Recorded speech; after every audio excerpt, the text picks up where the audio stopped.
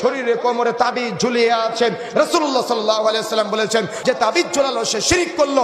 আজকে মাইকের আওয়াজ মাহফিলে যতদূর পর্যন্ত যাচ্ছে, যাদের কোমরে, যাদের হাতে, যাদের মাজায়, যাদের গলায় তাবিজ ঝুলে আছে, আল্লাহ রাসূল বলেছেন যে তাবিজ ঝুলালো সে শিরক করলো।